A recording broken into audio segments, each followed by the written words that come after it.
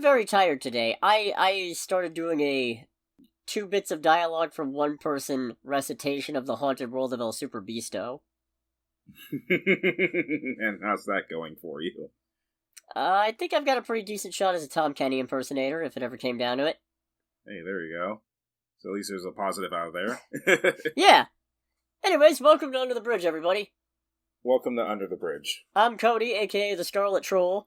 And I am Greg, aka Greg. And this is gonna be the last Under the Bridge before our big event, It Came From Under the Bridge, Under the Hood Edition.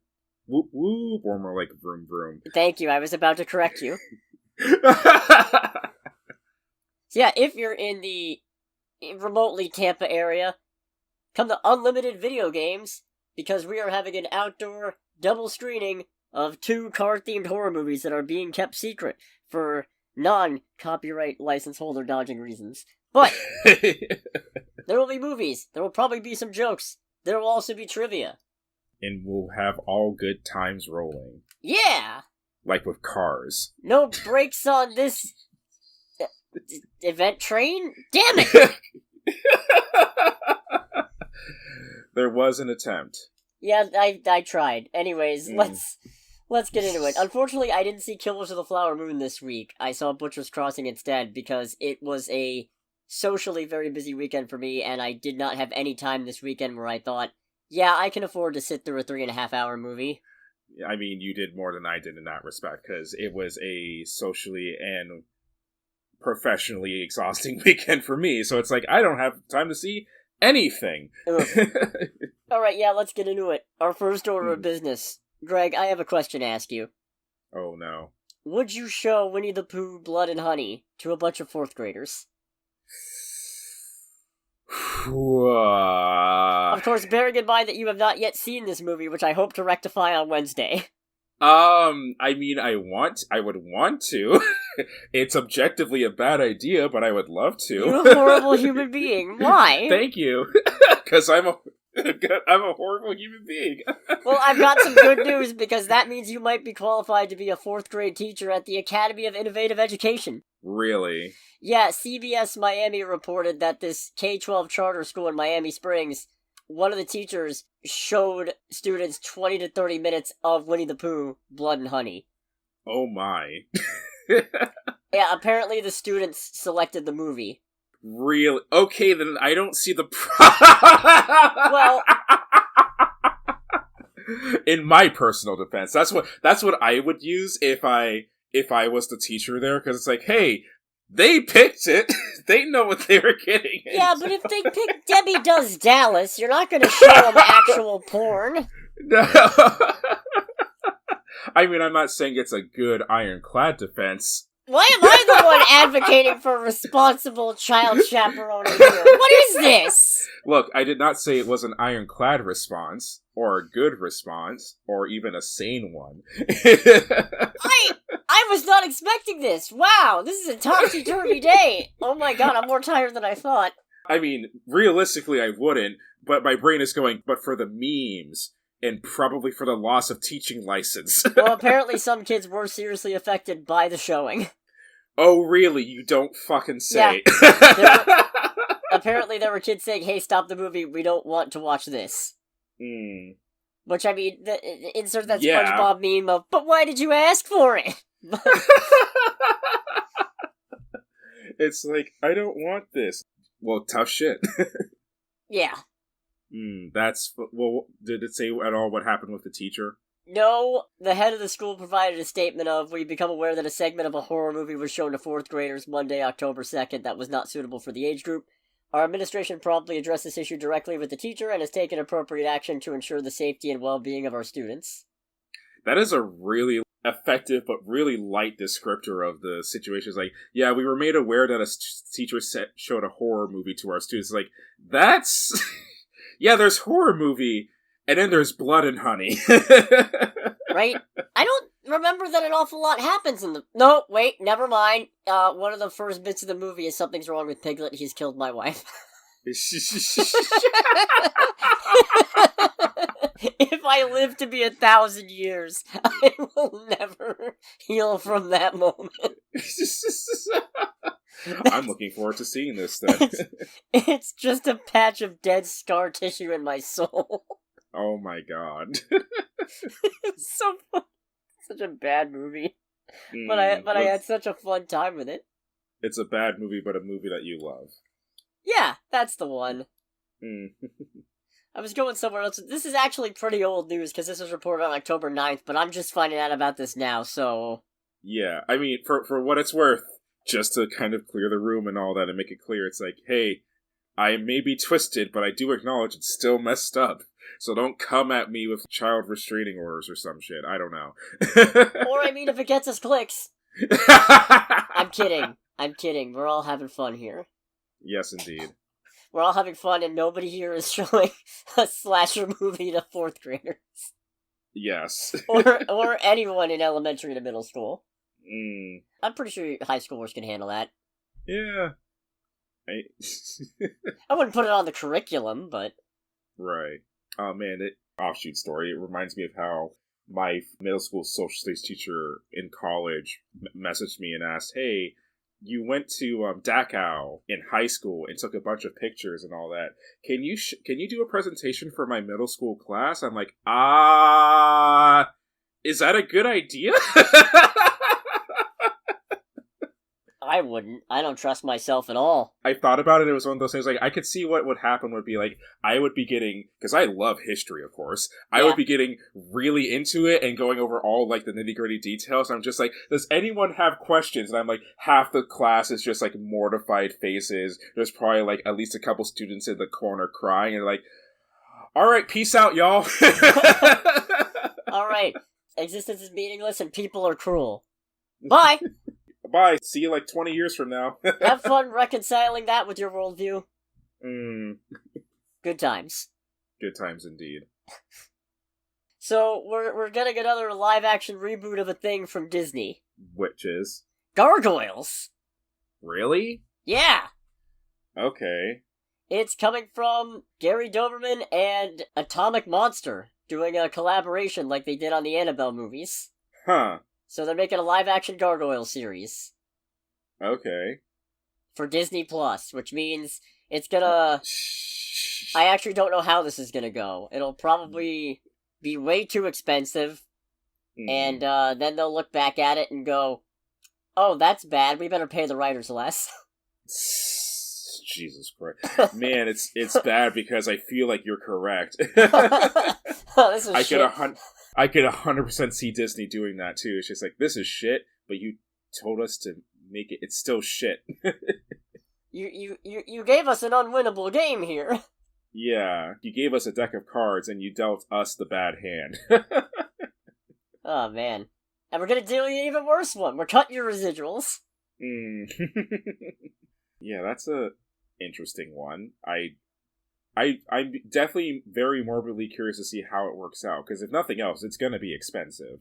Just to make it all look at least relatively convincing, it's probably going to be very expensive. Yeah.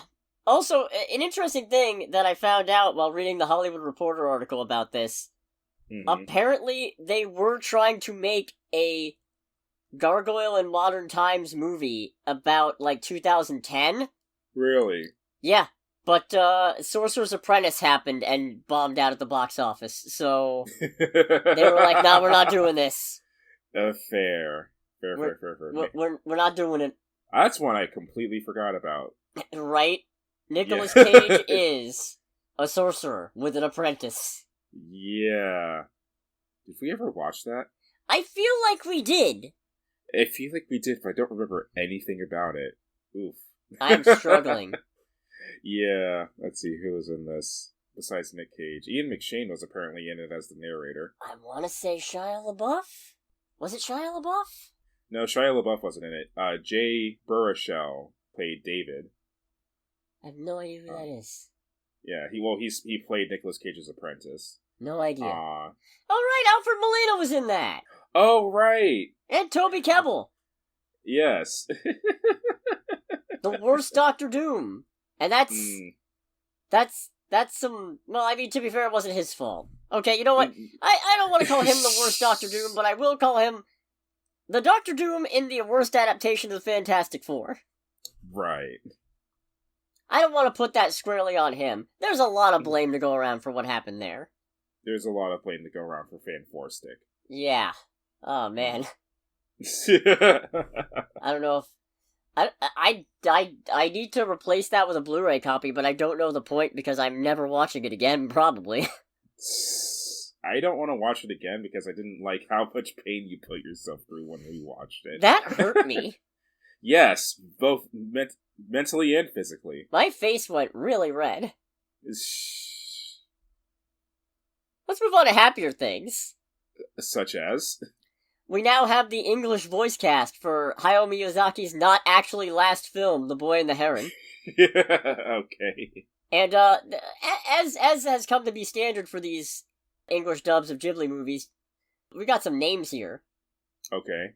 The full cast is going to consist of Christian Bale. Okay. Dave Bautista. Okay. Gemma Chan. Alrighty. Willem Dafoe. It gets crazier. Oh, does it now? Karen Fukuhara. Okay. Mark Hamill. Why? Robert Pattinson. Okay. And Florence Pugh. This is a weird cast. Right? This is a really... Well, not so much weird. This is a way... I don't know. I don't want to, like, downplay Miyazaki movies, but it's like, this feels like too star-studded of a cast for this movie. Well, I mean, remember they got Liam Neeson for Ponyo. That's true. I forgot about that. I feel like they tend to get a pretty stellar cast for these. Mm-hmm. This is not unusual. Mark Hamill's still... I mean, they got Werner Herzog for The Wind Rises. Right, they did. He played the German, if I remember correctly. Build the fucking biplane, you cowards. I wish that was an actual line in the movie. I'm Werner Herzog, you cowards. Yeah, that would have been... That would have made it even better. So that's an interesting little bit. I am still excited for this, even with the prestige being taken away of this being his last one, since apparently he's already talking about another one. Right, yeah. Never change. Mm. You magnificent son of a bitch. Oh, man. Also, some of these names are great, because Willem Dafoe's character is Noble Pelican. It's like a pelican with drip. It's the most regal-ass pelican you've ever seen in your fucking life. What are we gonna do? It's hot, Osborne! Also, Dave Bautista is the Parakeet King. The Parakeet King. Why does that already feel so fitting? Like, for Dave Bautista. You know what a parakeet is, right? Yes, I do. That's why. That's not fitting at all. It's more of the idea of Dave Bautista, like, really leaning into, it's like, wait, I'm the king of the parakeets? Oh, hell yeah. I guess. This is a minor bit of news. We got a Disney Plus US release date for Spider-Man Far From Home. Okay. And it's gonna hit Disney Plus on Friday, November 3rd. Okay, so literally, like, week and a half from now. Yeah. Alright. I don't know if this is, like, just a phenomenon or something, but I've been seeing a lot of hate for that movie circulating around where they try to pretend like it's a bad movie. Really? Right? Yeah, I mean, it was a good time. It was. Look me in Mysterio's fishbowl helmet and tell me that was a bad movie. You can't do it. That freaking helmet. Such a dumbass helmet. It's such a dumb fucking helmet, and they did it. Oh man, dorky costumes aren't everything, but they are something. Right. Especially when you can make it look actually not that stupid. Anyways, I don't understand where all the Far From Home backlash is coming from, especially since, like, I don't know, everybody was all mad about Iron Boy Jr., and now he's got nothing to do with Iron Man anymore, and people still aren't happy. Probably the crowd that just needs something to be upset at, I guess, because the movie made, like, what, $1 billion, right? Yeah. More than that. Either way, it's like, no matter what, I don't think you make $1 billion on a film, okay, maybe except if you're Fast and Furious, I guess, but I almost don't think $2 billion. I don't think you make $1 billion plus of anything if it's bad. I don't know that I agree with that. You can 100% do it. I did say with the possible exception of Fast and Furious. Hold on, now I have to check this. Film's grossing over $1 billion. I can't judge the avatars because I haven't seen them. Fair. Jurassic World! Alright, you win. Photorealistic CGI Lion King. Wait, seriously? 1.6. Wow. I know it made a buttload of money. I didn't know it made that much. Ooh, Deathly Hallows Part 2 is on here. I don't think I saw any of the... I haven't watched any of the Harry Potter movies in full past the third one. Which I feel like was probably a good thing. Huh, Dominion didn't make the list. Okay, that would have been the nail in the coffin.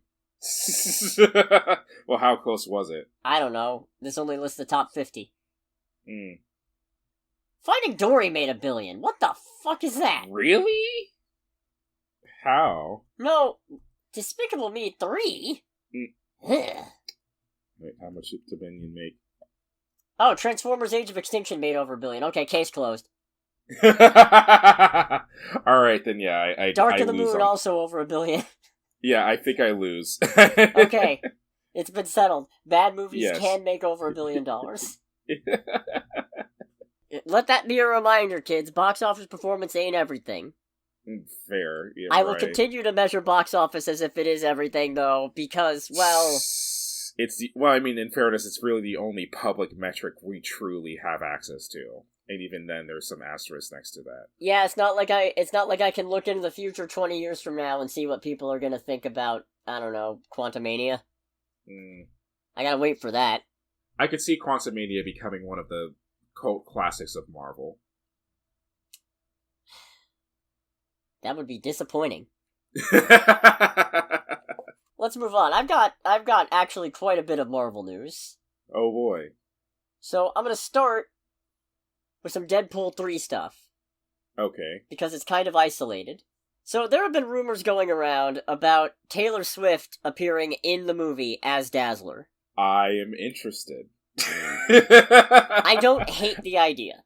Yeah, I don't hate the idea either. That sounds like it. I mean, I don't know anything about Dazzler, but it sounds like it would be fun to have Taylor Swift play her. She's a music artist mutant who can turn sound into light, I think is how it works. I'm pretty sure it's sound into light. Is she a hero or a villain? Oh, she's a hero. That sounds like fun. Yeah. Yeah, and honestly, thinking about it, Taylor Swift would probably be perfect to play that. Probably. Especially since she's getting into the movie business. Oh. She's still directing something. That's right, she was directing a movie that we haven't really heard a lot about, right? Yeah, which makes sense considering, writer's strike happened and then actor strike happened, so... True. I don't know who she was going through, if she was going through anybody, but it's entirely possible that... Who knows? We'll see. I still want to know what this is. I'm still really holding out for a horror movie directed by Taylor Swift.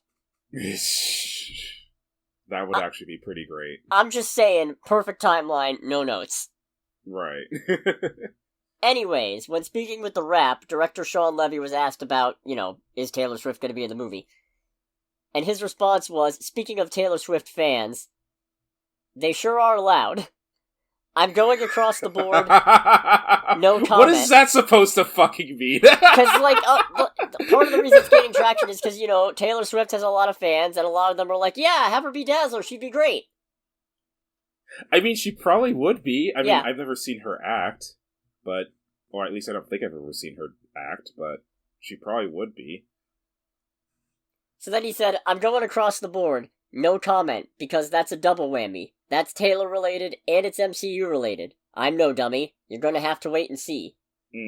Okay. I feel like you could just say no. You could just say no, but... Because now it feels like you kind of soft confirm maybe? Yeah. I hate to feed into this, because if it ends up not being the case, then I have chased a rumor for clout and I will look the fool. But... But you could just say no, and then I wouldn't have touched it. Andrew Garfield kept saying no, he wasn't in No Way Home. And we know how that turned out. He was the werewolf all along! Son of a gun! Right. And then, in slightly less cool news, which considering that last bit was a rumor makes it also worse. Right. Very much not good news. Okay. Deadline is reporting that Deadpool 3 will not be making its May 3rd release date and will need to get pushed back, because the actor strike has gone on too long where even if it ended right now, they would not have time to finish production and get it ready to roll. And not very surprising, in all honesty. No, and also not surprising is, apparently, per those same sources, there is a long shot that Captain America Brave New World, which was originally set for that date and then pushed back to July, might actually move back up because it's finished its production and is therefore in a better position than Deadpool 3. Maybe it'd be a thing where they end up swapping dates altogether, so, like, they just do a complete flip-flop for those two. So like they did before. Reverse! DMCA. Boy, you know what would be really good if they had on deck a Blade movie? That they could move up. God. They announced that 4 years ago. Yes, they fucking did. Jesus Christ. Like, okay, I'm glad they're pushing stuff out because on the one hand, I like having all this content, but on the other hand, the entire multiverse saga just started, the post-Endgame saga just started fucking, what was that, 2.5 years ago, and it feels like 100 years. Yeah, like, feels a little wheel spinning at this point. And I'll admit, part of it's probably the dilation of time from the pandemic. That is true. Everything, the last 3 years feels like it's been 10 years, and everything before those last 3 years feels like a lifetime. I don't understand what happened, but... I, too, very much miss the before times. Yes! Same. And now, this is all a bunch of just random assorted nonsense, because the new book, MCU, The Reign of Marvel Studios, came out, and it's full of behind-the-scenes interviews and what have you. I got my copy, and I haven't had a chance to touch it because I've had a busy week. As I say, that title makes it sound like it's some kind of snuff piece. It's like some what kind of thing. What about that says snuff piece to you? Well, snuff piece is not the correct word, but it's like the way the title sounds is one of those things. Like, is this like an expose on all the bad shit that goes on? Oh, you're thinking of a hit piece. I am thinking of a hit piece. Thank you. All right. I'm still recovering from this weekend. Okay? No, that's fair. That is fair. I feel like I had a really good joke and then I forgot about it. Oh well. So some of these things were already confirmed-ish, but are now making the rounds again because this book also mega confirmed them. Right. One of which is that The Falcon and the Winter Soldier originally had a whole other subplot about a fast-spreading virus.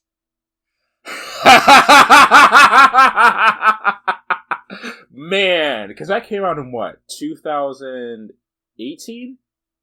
No, that came out in 2021. Oh, okay. Again, 100 years! Yeah, 100 years ago. It's been 100 goddamn years! 2018! It's like, but that's 5. It's like, yeah, it is 5. But what if you multiply 5 by 20? You get 100. You get 100! Then you get 100. The math works. Just a dartboard scene from freaking Always Sunny in Philadelphia. The math works. You just have to twist the math. So, the exact excerpt from the book says, The Falcon and Winter Soldier had already canceled location work in Puerto Rico after a devastating earthquake in January 2020. The pandemic not only forced the show to abort a shoot in Prague, but made a planned plotline about the heroes rushing to stop a fast-spreading disease feel a bit too close to reality.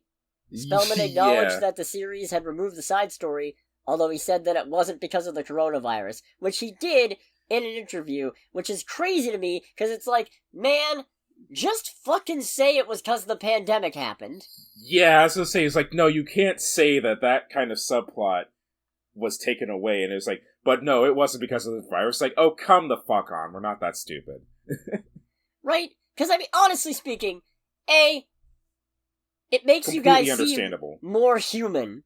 Yeah. To say, we did it because this pandemic was going on. It feels like it hit a little too close to home. Just like it's like, you can say we had to cut out some subplots out of Secret Invasion because it was gonna be about Russia threatening an invasion of Ukraine, and then Russia actually invaded Ukraine, which is not funny, but the timing of it is a little droll. Yeah, and it's one of those things that's you can say that, and most level-headed people will be like, oh yeah, no, that's fair. That makes sense. It is not a weakness to say we changed this thing out of sensitivity to real-world events. Yeah. You're gonna get some people who say toughen up, Buttercup, but they're all sociopaths, so... And just generally assholes, as it is. Right? Because I should specify, not all sociopaths are assholes. It's just fair. Just, don't overgeneralize anyone. You don't know, man. But, what? Why else would you cut it? Yeah.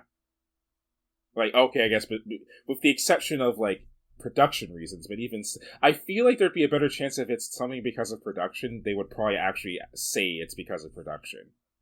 Yeah. So that's some nutty insight into how things work. And going to something a little more recent. Mm-hmm. We now have some more details as to why Victoria Alonso was let go. Wait, they talked about that in this book? Yes. Really? Yep. I wonder what the legal team thought of that. I have no idea. According to this excerpt, because I still haven't gotten around to reading it, which I hope to do hopefully this week, I don't know. Alonso had broken one of Feige's cardinal rules: don't speak out publicly against the company. A source close to the matter said that later that year, Feige suggested to Alonso she had outgrown her role at Marvel. He reportedly cautioned her to keep her head down and do the work.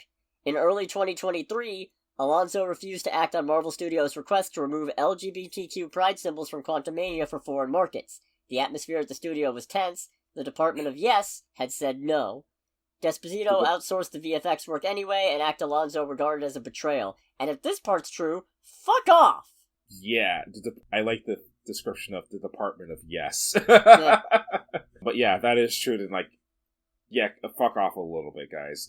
Removing the fucking... Who cares? Yeah. Keep them in. Fuck. Mm-hmm. It's one of those things where I don't... As much as I genuinely hate to say it because it's fucking twisted and backwater and as it is, I get from, the whole professional standard, we gotta make as much money thing, even though it's absolute garbage, why they would do that, but it's also one of those things where you're Marvel. Because of that, I feel like if you had to pull the movies from those regions, you would probably be fine. Granted, this was which movie again? This is Quantumania. So Quantumania didn't make a lot of money, but I'll guarantee you it ain't because of the LGBTQ pride symbols. Yeah. Yeah, I have a feeling for Quantumania, the same number of people would have still gone to see it. Lack of practical sets, not playing to the Ant-Man family's strengths, the actual Deus Ant Machina. Take your pick. Mm-hmm. Why was that one guy broccoli? Why was that one guy the fartiest of food groups? The more I think about it, the more it's why was... when Hank gets distracted, goes, holy shit, is that guy broccoli? Now I just think, why was that in there? Why would he have evolved into broccoli? What is that? Why would he look anything like broccoli? Is he broccoli? Is he broccoli adjacent? Now I want to know more, and that infuriates me, because I never will. Point is, this could have been a decent Fantastic Four movie, but instead you stripped out everything that made Ant-Man good, and you called it an Ant-Man movie. But either way, bad form. Bad form. Bad form indeed. Yep, take red card. And now my most favorite of bits, Sony gossip. Oh boy. First of all, we actually got some details about the Drew Goddard Sinister Six movie that was being worked on. Mm-hmm. So, Dr. Octopus was going to be recruiting Spider-Man to the Sinister Six team under false pretenses. This already sounds stupid, but continue. Yep. It's yeah, we think Spider-Man is that stupid. We're just gonna recruit him into Sinister Six, and he's gonna be none the fucking wiser. And Vulture, Sandman, Mysterio, and Black Cat were gonna be part of the team. We already knew that. Okay. But here's the new bit. By the end of 2014, Goddard had a draft that took Spider-Man and his villains to the Savage Land, where Spider-Man would ride a T-Rex. The hell is the Savage Land? It's sort of prehistoric ancient Earth in the Antarctic. Okay. It does not make sense in context. No, it does not. I haven't given you context. How would you know? Because that's still, even still, it's like, no matter what happens, if I was to read into this, I feel like even when I get to the end of the article or whatever that goes over, I'm like, okay, I still have a lot more questions than I do answers right now. Is this what led to the Spider-Man T-Rex? Huh. I don't want to think about this anymore. Moving on, then. Yeah, Spider-Man riding a T-Rex. That's the whole little bit of that, which I'm actually kind of a little sad we didn't get, but also very heavily relieved. Yeah. And then, also, we now have some confirmation that Kraven was not able to be used in No Way Home. Because the writers confirmed they wanted to use him, only to be told Kraven was unavailable until Sony established him in a solo movie. Oh, come on. Yeah! God forbid you do anything that beats you to the punch on Kraven the Beekeeper. Kraven the Veterinarian. Anything that beats you on Kraven's arc. Kraven the Wildlife Sanctuary Operator. Kraven the Wildlife Specialist that shows up on Conan. And it's interesting because Tom Holland already said that originally John Watts pitched him a movie that was going to have Peter being hunted down by Kraven, which is the much more logical follow-up to Far From Home than big giant multiverse blowout. Right. And don't get me wrong, I had a fun time with No Way Home. Yeah. But No Way Home is not one of my favorite movies of Phase 4. Mm-hmm. Because it's a little too big blowout celebration of... I don't know, it's fine. It's a fine movie, but there were some big things I don't agree with, and just... Come on, we could have had Kraven pursuing Spider-Man around New York, and the Spider Slayers could have been in it, and Scorpion could have been in it. There was a whole natural follow-up that you just threw away. And apparently, it was because Sony was like, no, we're making Kraven the Beekeeper. Oh, that is disappointing indeed. Yeah, I hate it. Let's get into the strike news. Oh boy. Time to pay your actors. Indeed. But you won't. Pay your fucking actors. Let's start with the stupid thing. Okay. So, SAG-AFTRA issued some Halloween costume guidelines for their actors who are on strike. What? Yeah. The union is prohibiting actors from dressing up as popular characters from struck content and then posting the images on social media. What? It said that guild members should instead choose costumes inspired by generalized characters and figures, ghost, zombie, spider, etc. Members can dress up as characters from non-struck content, like an animated TV show, but Marvel superheroes aren't allowed because they're owned by Disney. Which... Who fucking cares? Who cares? Yeah, especially if it's like... Is there some weird thing that we don't know about where actors, if they dress as characters for Halloween, they still get paid for it? No. Because that's the only way I could see a rule like that making sense. Yeah, a lot of people gave him some shit for this. Ryan Reynolds, once again, why he is one of the best human beings ever to walk this earth. Okay. Said in a post on Twitter... Because I will not call it X. Mm-hmm. I look forward to screaming scab at my 8-year-old all night. She's not in the union, but she needs to learn. Very good. What a stupid idea. And that's a stupid idea, yeah. I guess it's also fine if they dress up and then don't end up in images on social media, but what are the odds of that? I mean, God almighty. You know what? I could see it being a thing. What I would do if I was in that situation is that I would probably set it up where it's like, I wouldn't use my own social media, but I would have, like, my literal, like, random-ass neighbor. I would go to one of my neighbors, like, hey, you got Instagram? Okay, cool. I feel like that still breaks the rule. Yeah, but not if they don't know about it. It'll get around. It'd be a fair. I don't know. I feel like it would be a thing where you just be like, hey, don't take a picture of me directly, but just take a picture of, like, trick-or-treaters and all that, and I happen to be in the frame. I'll be like freaking Thor peeking over the shoulder of Star-Lord. Objectively bad idea, but that's where my brain would go with it. So they didn't even back off of it after getting fucking dunked on. They just sent a clarification basically saying, it doesn't apply to anyone's kids, guys. It's like, nobody thought it did! It's a stupid idea on the face of it! Yeah. I mean, for me, what that says is that, so, it doesn't apply to people's kids, but that tells me that you've thought about making it apply to people's kids. No, that tells me that you think everybody's stupid enough that that's what they're up in arms about. No, everybody's up in arms because you think that what they wear for fucking Halloween matters. Yeah. Oh, I put on this Wolverine costume. I'm fucking promoting Deadpool 3. Maybe I just like Wolverine. Bad option. I don't. So that was a bad analogy.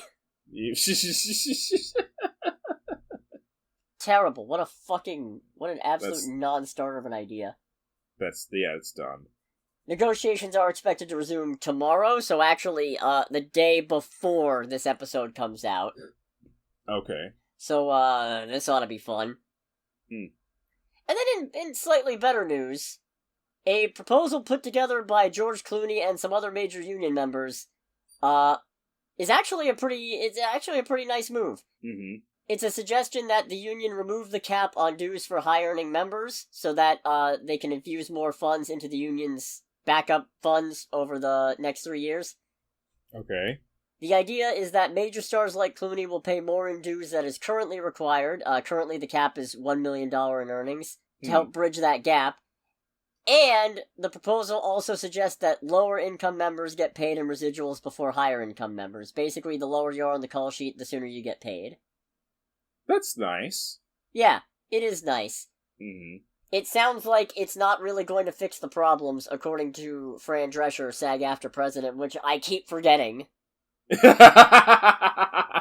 It should not be funny. Yeah, but it keeps slapping me in the face, and I'm just like, well, right. Yeah, it's like, right, she's the president of SAG-AFTRA. Again, Ronald Reagan was SAG-AFTRA president at one point. And then president.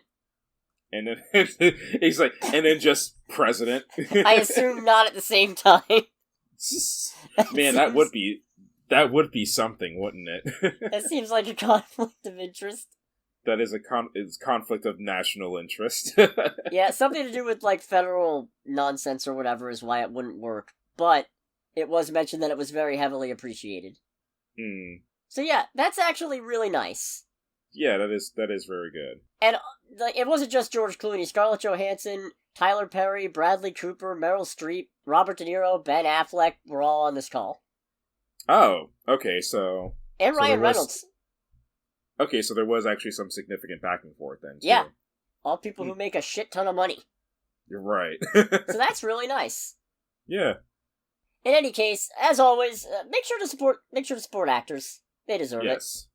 Support your local actors. And I mean, obviously, I know most of the people I mentioned there make a metric butt ton of money, but this isn't about them.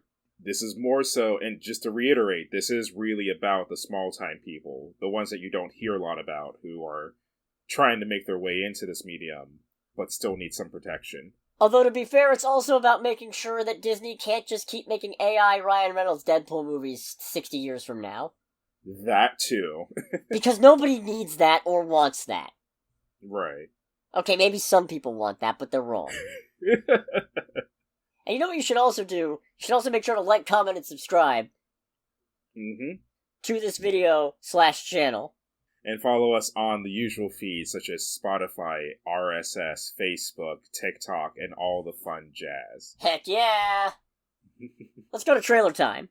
Let's do trailer time. It's trailer time again! We've got movie previews to watch! It's trailer time again! Most of the trailers are for pretty good things, which is why I had to throw a curveball on there. But we'll get to that. Oh, yes. We got a new trailer for Ferrari.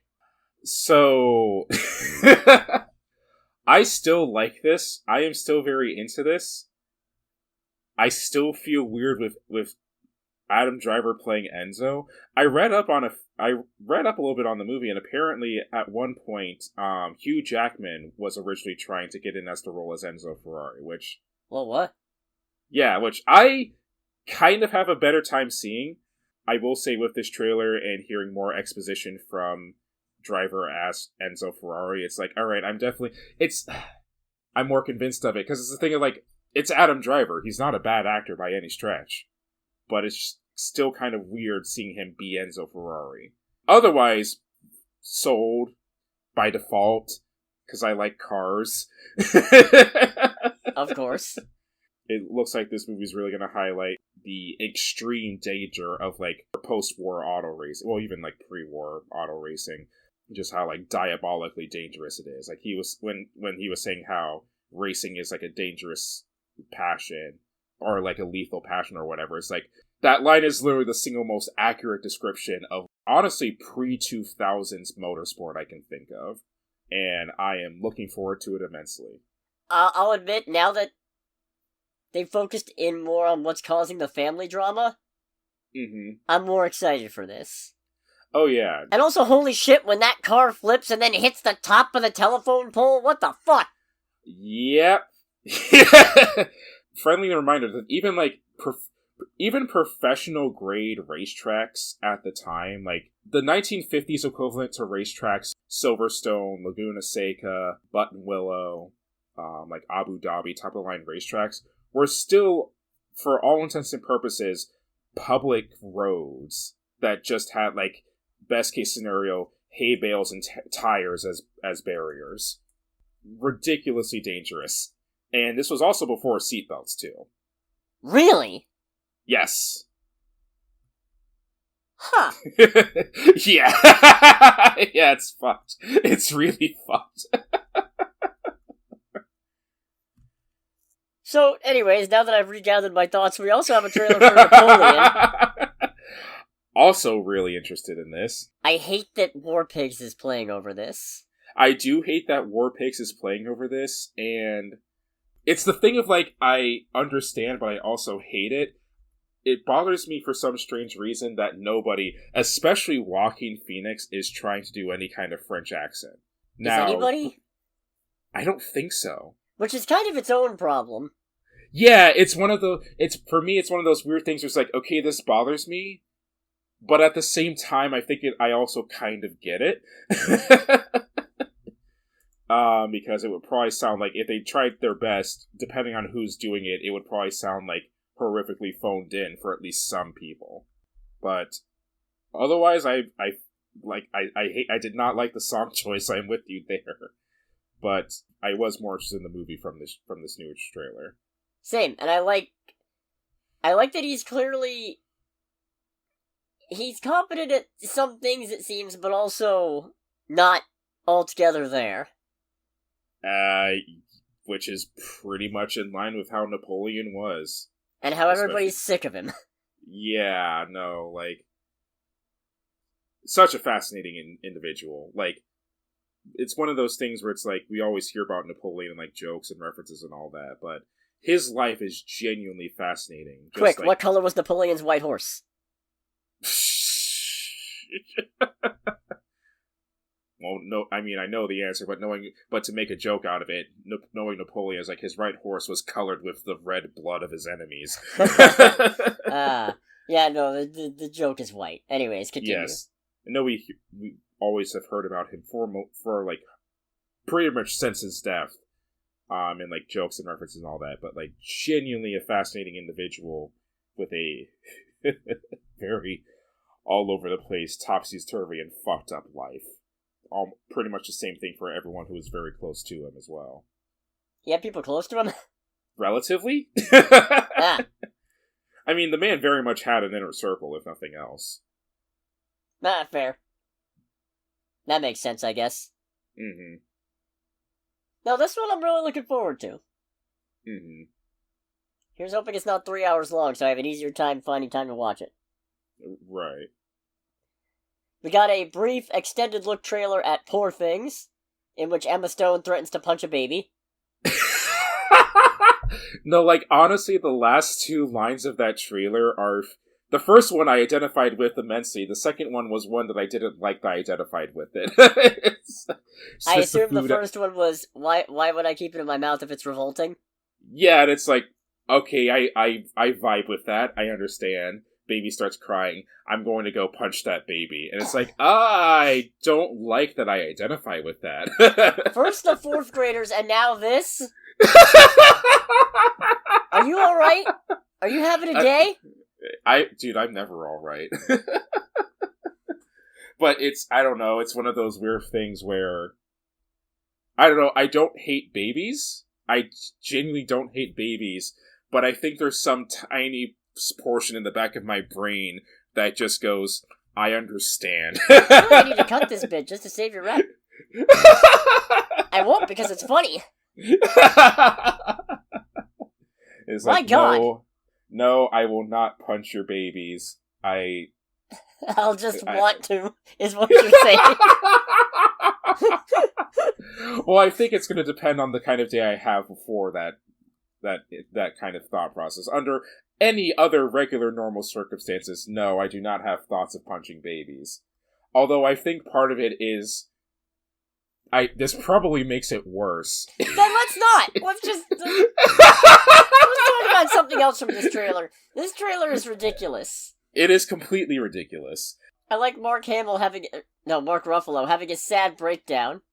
Mm-hmm. And then Emma Stone just, walks away. Yep. It is amazing how intoxicating it is to watch this woman, play this role and own this role. Emma Stone's amazing. Yeah, she is. Granted, this is the same woman who, while being, lambasted in Cruella, just casually ate a rotten banana that was still on her face. After Dalmatians killed her mom. Dalmatians killed me, mom. I like that movie way more than I fucking should. Yes, you know what? Same, honestly. And you know what? A lot of it's Emma Stone. Mm-hmm. Amazing. And then just to bring the mood down, because we were having too good a time, I realized we got a teaser trailer for Anyone But You, starring Sydney Sweeney and Glenn Powell. We're trying to revive one of the most reviled, tired tropes in rom-com history, which is pretending to be a couple. Cringe. I'm really hoping that this is a subversion of it and ends with them still hating each other's guts by the end. Yeah, I was hoping that it was going to be some kind of thing where it's kind of like how, what was the, Ana de Armas, wow. Wow! Yeah, God, I'm tired. the movie where she plays a spy. And Ghosted? Yeah, it's like, is this going to be like a weird thing like Ghosted was, where it's like... I almost said No Time to Die.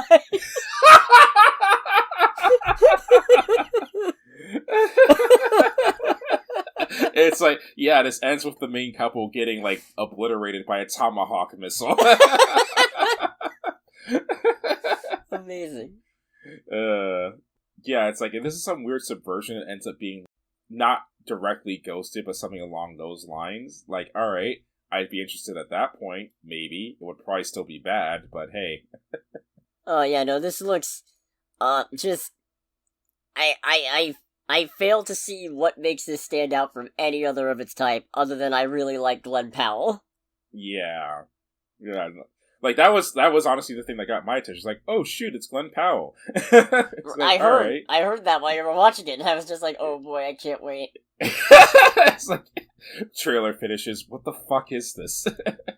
Cringe. Grade Yes. A, premium cut cringe. Indeed. Oh god, it's out this December. There's gotta be better movies. Hopefully there's better movies that weekend. Is it sad that I kind of hope there isn't? So I can... so we're both forced to sit through this shit.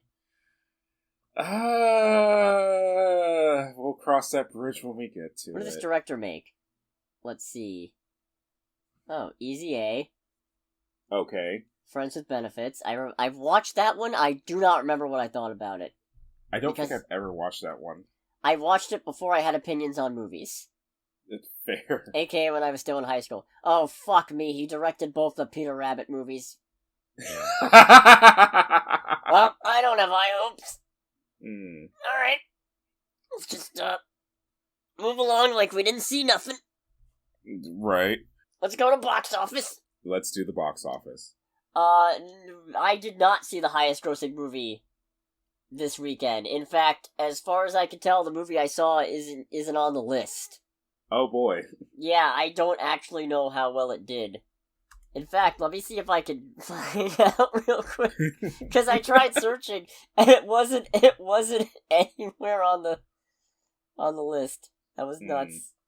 Oh yeah, no box office info yet. That's fucking crazy. Oh, that's probably not a good sign. Oh no. Oh boy. Anyways, the highest grossing movie this weekend was still Taylor Swift: The Eras Tour. Really? Yeah, what do you expect? What did you really think? Did you I thought that think was the Scorsese movie that was 3.5 hours long was going to take it? No, I thought that was something that was only going to come out for that week. You really think they were going to pass up the opportunity for more money when it took number one at the box office its first weekend out? Fair. No, absolutely not. $33.2 million domestic weekend for a $131.9 million domestic total, $178.7 million worldwide. Okay. Damn. Right. Like I said, the theater industry is alright. Cinema's in trouble. Cinema's in a bit of a rough spot. Okay, narrative cinema. Because you know what? It's not fair of me to say that this isn't cinema. It is technically a film. Right. And I realize that comes off as more condescending than I might have intended it to, but I hope you all understand what I mean. However, I will say, Killers of the Flower Moon took second place. Oh, good. I'm genuinely glad about that. Yeah, $23.2 million domestic weekend, and in total for a $44.2 million worldwide total. Any word on its budget? You know what? That's an excellent question that I never bothered to look up. Oh, dear! Oh, how bad is it? 200 mil! That's not happening. No! Yeah, that's... I haven't seen the movie, but it's like, alright, let's be real. Especially not when it's going to Apple TV+. Yeah, no. My goodness. Third place, Exorcist Believer. How does it make you feel, angry? Codyton? Stop! Stop! All of you fucking stop! Why are you going to see this? Yeah, for real. It's like third weekend out. By this point, you must have found something else to watch horror-wise, I think. Is there nothing else out right now? I don't think so. You can still see Saw 10, probably. No, don't recommend Saw 10. You're right. I can't wholeheartedly recommend Saw 10 because I didn't see it, but, I can definitely recommend, Exorcist Believer's not really worth it at this point. It's already made money. Stop. Right. The more I think about it, the angrier I get. $5.6 million domestic weekend, $54.3 million domestic total, $108 million worldwide, roughly. Okay. That's a bad number in some philosophy, right? Probably? Yeah, I think so. I just don't remember which one, because I'm uncultured. Fourth place, Paw Patrol the Mighty Movie. Okay. Sure, why not? Still hanging in there. $4.4 million domestic weekend, $56 million domestic total, and $148.3 million worldwide. But don't worry, rest assured, number 5 has restored my faith in humanity a little bit, because it's the 30th anniversary re-release of The Nightmare Before Christmas.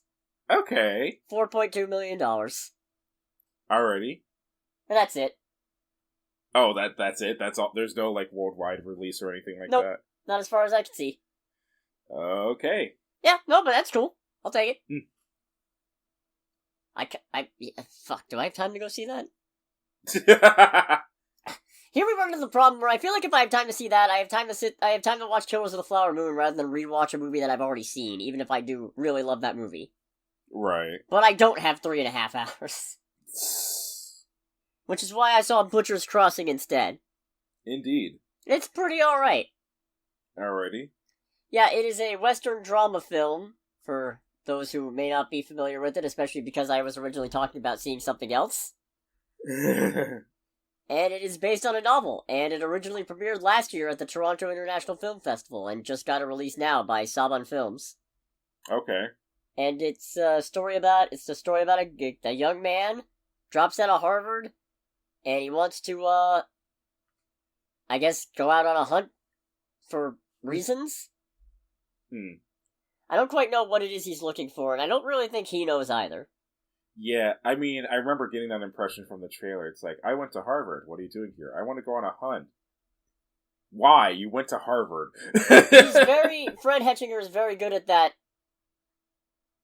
out of his depth, well-meaning, not doofus, but, you know, a more uptight, proper doofus. Fair. How would you... Le doofus? Le doofus?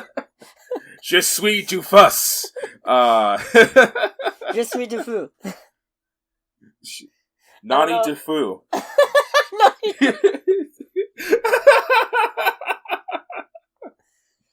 But let's face it, you're really interested in this for Nicolas Cage, and he does not disappoint. Yeah. Does he ever? Yeah.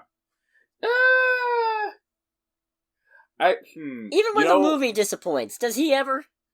I also say, like, you know what, historically, up until I saw Renfield, it was usually a thing of, like, the more unhinged Nicolas Cage is, usually that the worse the movie is, but then Renfield came out. And it's like, well, that formula doesn't work anymore. I don't even know that I agree with that. He was pretty unhinged in The Unbearable Weight of Massive Talent. Did you get a chance to see that one? Yeah. No, okay. I loved it. Yeah. Yeah, it was great. Sweet. I can never remember anymore. It's like, that is, like, obnoxious and grotesque. I'll give you $30,000 for it. Nicolas Cage is a guy named Miller, and they put together a crew, and they go to hunt some buffalo. And then they start a beer company. No, actually. Things go... Is it a spoiler to say things go horribly wrong? I mean, they're going to hunt a buffalo in the Wild West. I can only imagine the answer is it goes very wrong. So, it's definitely a little bit of a slow burn. But I think that works to its advantage. I will say, I was a little distracted at the first part of the movie because some obnoxious fuck in a farther up row, like farther closer to the screen, was listening to something on his phone. Really? I don't know what it was. I think it was some kind of video about film or something. Because the irony, right? The irony. It was going all throughout the previews, too. I know you just said that you didn't really catch what it was, but is it like, when you say it's about film, is it like about like film theory or the history of film? Was he something like trying that. to be?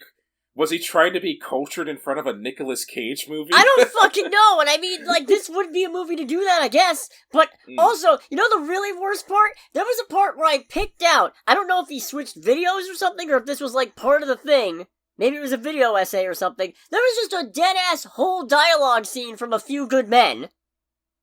What the fuck? I have never been so infuriated to recognize a Jack Nicholson movie in my life.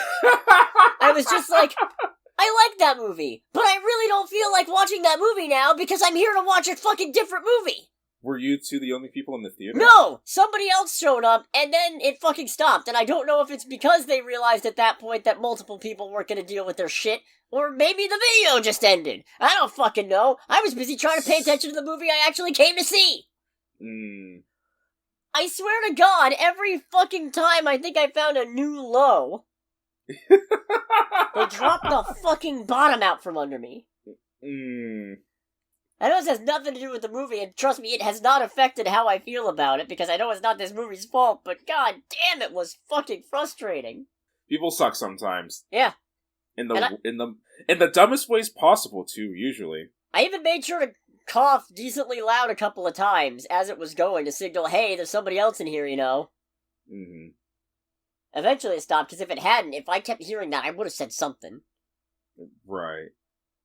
In any case, this movie being based on a book, and it's not a book that I've read, but it does have that phenomenon, at the beginning especially, where you can kind of feel the writers and the director and the studio just kind of ripping pages out of the book, going, we don't have time for this. It's like too much exposition, too much world building, too much character development. We only have an hour and a half, guys. Yeah, a couple of the scenes kind of play out like you can tell there's a longer version of it somewhere. Mm. Even if I didn't know it was based on a book, I would get the impression of this was longer in the screenplay, wasn't it? Yeah, probably. There's an entire early on. There's like supposed to be a setup of romantic tension between the main guy Will and this lady Francine, and it just comes right the fuck out of nowhere. I do not understand where it came from at all. It just happens, and I'm just like, oh, I guess they're a thing. Or maybe not. And then later in the movie, somebody hints at like, you're in love. It's like, is he? Is he? I never got that what?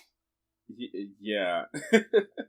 There's one scene that I think is kept in as foreshadowing for something that happens later by establishing an important character trait, but it's also very much abridged, and you don't really feel the passage of time for that to actually hit. So it's off to a little bit of a rocky start. Sort of a Rocky Mountain start, if you will. Because they go to Colorado, you see. Well done. You might not have heard it, but I clapped 4 times on my recording. Oh, thank you. I appreciate that. I didn't actually have that one on deck, it just came to me. Fair. It's not like I wouldn't make a habit out of it, which I had playing the whole fucking time. No, please. Talk more about Nicolas Cage Buffalo movie. Yeah, no, he's very good as a sort of Ahab-esque craving revenge for a slight against nature, even though he'll never win because he's one man out against literal nature. Okay, you now have my undivided attention. Well, but then it kind of tapers off, and he kind of mellows out a little bit. Mm-hmm. And then what happens after that is a spoiler. Oh, fair. It's a very minimalist cast. Okay. There's like 4 major characters and then a couple of side characters who pop up here and there, and that's about it. Huh. The main ones there's Fred Hetchinger's Will Andrews, there's Nicolas Cage's Miller, Xander Berkeley as... what was his name? Charlie, that was it. And Jeremy Bobb as Fred Schneider, I think it was. Okay. So, Fred is he's the Skinner, and he's also, I guess, an outlaw of some sort? Or a bandit? Desperado? I don't know. Okay. He's an asshole, but he's also one of the more logical, reasonable people there, which makes for an interesting dynamic. It's just that meme of he's out of line, but he's right. Okay. Very beautifully shot movie too. I mean, it's about. I mean, it's out nature. Yeah, it's out in nature hunting buffalo. I mean, it's very pretty. Yeah, I mean, it looks like it was going to be gorgeous. Like, I don't know if it was one of those things where they actually went out into the wilderness to shoot and whatnot, but because like I've seen some things where it looks like what it is, but it's obvious it's either like CGI or green screen or something like what Band of Brothers did, where like several scenes that especially took place during like the Battle of the Bulge were all shot in a giant ass warehouse. Ugh. But actually, it's very convincing. It's genuinely amazingly convincing. All right.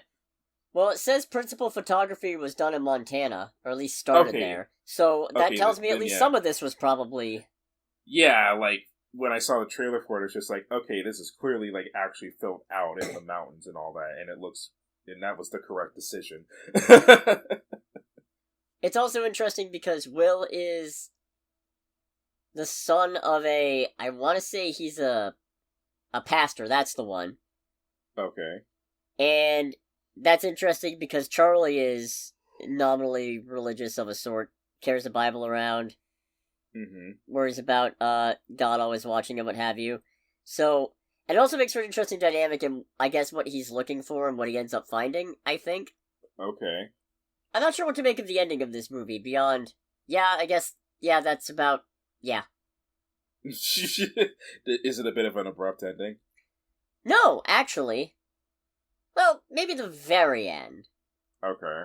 But most of it's pretty alright. I feel like that's most of what I can get into that's not a spoiler. Right. And in which case, I will say, I think this is worth a watch. Okay. I mean, it's got Nicolas Cage in it. It would take a lot for me to say, don't go see this. Yeah, I mean... I really am going easy on things more now.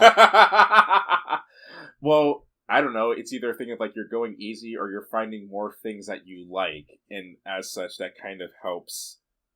Not necessarily fix something, but makes it like, okay, I don't totally hate this with every fiber of my being. You know what I think part of it is, though? I think part of it's also because I have Regal Unlimited, I don't really have... It doesn't cost me anything except time. Yeah. And with that, you can also see a lot more movies that you normally wouldn't. Wow, we just basically did a commercial for Regal Unlimited. Yeah, hey, if you ever want to, like, sponsor this podcast or whatever, I'll take money. Yeah, for real. Yeah, just hand it to me, I'll plug this. It's like, have a bit talking about how the theater industry is fucking stupid. By the way, subscribe to Regal Unlimited. Phenomenal. Because that's probably what would happen. Yeah, the theater industry is imploding. If you want to stop that from happening... So if you don't want to get spoiled on Butcher's Crossing, make sure to click away in 3, 2, 1. So, they end up staying at the spot where Miller found all these buffalo years ago, and hunting them way longer than they were expecting to originally, because Miller is determined to wipe out the entire herd. Oh no. Yeah, apparently, because it sounds like a buffalo stepped on his head or something at some point. Did buffaloes kill his mom? No. Not his mom. Okay. Not as far as I'm aware, at least. Fair. So he ends up dropping more buffalo than they know what to do with. And his plan is, okay, we'll bring back what we can, and we'll leave the rest here to come back for in spring. Unfortunately, because they end up staying later than anticipated due to his obsession, they end up snowed into the valley. Oh boy! Yep. And they end up having to spend the entire winter there. Oh boy. At which point, Fred, the one who tried arguing that they should have left earlier, and his sour mood starts graying on everyone, especially when he starts taking shit out on Charlie, the older cook, who has the Bible. He actually ends up throwing the Bible into a fire at one point, and Charlie ends up saving it, but decides to slowly poison Fred's food with wolf poison. Oh boy. And then Fred figures it out and beats him to death. Valid? Actually, to almost death. Valid. Like, not okay, but understandable. Yeah. Yeah. And it's also interesting because part of what I said about how Miller tapers off, so you don't actually get that sort of... You don't get that same sort of cathartic showdown that you would want from, like, this Ahab-esque character, because it seems like he kind of gets over it when they're stuck in the past, because he has an opportunity to shoot some buffalo for actual, like, meat, and he gets something else instead. Okay. So I don't know if that's him overcoming the obsession, or just, I don't know, maybe somebody pointed out if you let some buffalo get away, you can kill more buffalo later. Oh, God. And that would work, too. Because I imagine, moderately speaking, mind of a psychopath. Right? Yeah. Yeah, the movie feels like it's in a very big hurry to get to the point when they hit the hunting spot, because after that, the movie kind of takes its time and really settles into a good groove. Before then, it's a little rushed. And then Will is steadily losing his mind a little bit, because A, he's not used to being out in the wild as much, and B, he's slowly coming to the realization of, oh, I might have thrown in with a crazy guy. Oh, fuck, I might be going crazy. Oh, shit. I mean, I feel like that's what happens when you get into a situation that you're not at all equipped to deal with. It's like, I might die. Yeah. Also, helping to skin a bunch of buffalo probably didn't help, because that's gross. This is the first movie in a while where I ever thought, you know, maybe vegetarians have a point. It passed, It passed. I'm as avid a carnivore as ever. It's like, it passed, but there was a moment where it was just like, yeah, I understand. It's like, I think I get it. Fuck. Mm-mm. There's one documentary I will never watch because I've been told that if you do, you will never eat me again, and I cannot roll the dice. That's fair. Now I kind of want to know the name of said documentary. I have forgotten. I have blocked it out of my mind, because if I don't know what it is, I can't go looking for it. That's fair. Yep. That's my brilliant strategy. So, anyways, after winter passes and finally thaws out, they pack up a bunch of the hides, 1,600 of them or so, roughly. Jesus Christ. Right, and they still leave a whole 3,000 behind. While they're going up a hill... Oh no. The wagon breaks. Okay. And ends up going off a cliff, which is what we saw in the trailer. Was there anyone with the wagon as it falls? Yep, Fred. Oh boy. Yep, so he's dead. Alrighty. Fred's dead, baby. Fred's dead, baby. Not to be confused with Zed's dead. And, yeah, all the hides are gone. Oh boy, so, like, the whole reason they went there in the first place is just, like, gone now. Well, not quite, because there's still the 3,000 that they have left at the, campsite. But, then it gets worse. How does it get worse? They come back to the town of Butcher's Crossing, which is where they set out from, and where the whole hide exchange is going on, only to find that the town has mostly been abandoned. Oh boy. Because it turns out, while they were gone, the bottom fell out from the hide market. Get fucked. Yeah, the guy running it, who's still there, even points out to them, if you'd come back in the winter instead of staying until spring, you'd be rich by now. Jesus Christ. Yeah. Man, talk about salting the wound. Holy shit. And then Miller takes a knife to the guy. Well, he just casually murders him? No, he threatens it, and then Will ends up talking him out of it. Having a conversation with the guy about what he was looking for, and he says, I saw what I needed to see, which I guess he was looking for the pointless banality of human cruelty? I don't know. He was looking for the hide inside us all along. Oof. Oh, and then Miller sets the exchange building on fire, and when the guy running the thing shows up to try and put it out, runs him over with a horse. Oh, so what I'm hearing is that it just got really unhinged in, like, the last bit of this movie. Yeah. It's very funny because, like, you're building to the unhinged a little bit while they're trapped, and then once they get out, even when the hides go over, you think, oh, well, they just seem kind of numb. Which I guess, yeah, fair. I would be too. They just lost all their hides and watched someone in their group get killed. Yep. So, an understandable reaction, it has to be said. Of course. And then that happens, it's just like, oh, yeah, okay, well, Well, it can't possibly get any worse. It gets worse. I guess a guy willing to shoot over 4,000 buffalo. Probably not too opposed to murder. Yeah, it's like, if they're gonna shoot 4,000 buffalo, they probably got, like... There's probably some part of the brain that's like, well, life is... It's replaceable. And I guess, Will just rides off, alone. No idea what becomes of him. Murder the guy, I'm gonna ride off into the sunset. No, Will does. Oh. I don't know what happens to Miller. Ah, fair. I don't know what happens to Will, either. Okay. Yeah, I don't really know what to make of that at the end. Other than just, you give up a few things chasing a dream, as Silver said in Treasure Planet. Fair. Although sometimes the dream is trying to find out what the dream is, and then sometimes you find out you don't know, but not that. Right. Is, I guess, the applicability here. But I had a decent time with this. I mean, it sounds like it. It sounds like, other than the last bit of the movie, the majority of it is at least decent and passable. Yeah, no, it's a good time. Mm-hmm.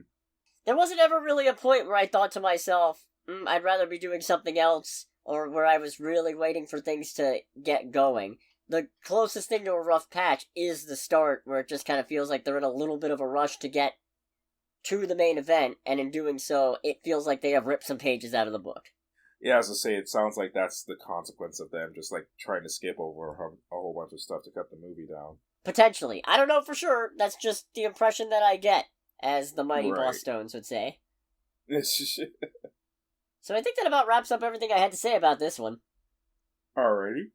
In which case, thanks so much for watching, everybody. I already did the spiel, so I'm not going to do it again.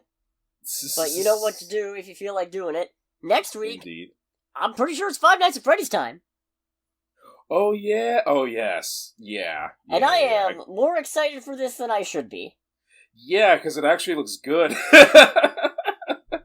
And Matthew Lillard is clearly having a great time. Oh, yes, he is. So that ought to be real fun. Can't wait to share what I think about this movie with everybody. And I also can't wait to hopefully see some people at It Came From Under the Bridge, Under the Hood edition. Vroom, vroom. Vroom, vroom. Vroom. Yeah, I thought you learned. I gotta make double noises. It was in vain. My hopes were in vain. Oh. In any case, this has been Under the Bridge with Cody, aka the Scarlet Troll. And with Greg, aka Greg. And we'll catch you guys next week. Goodbye, everybody. Bye!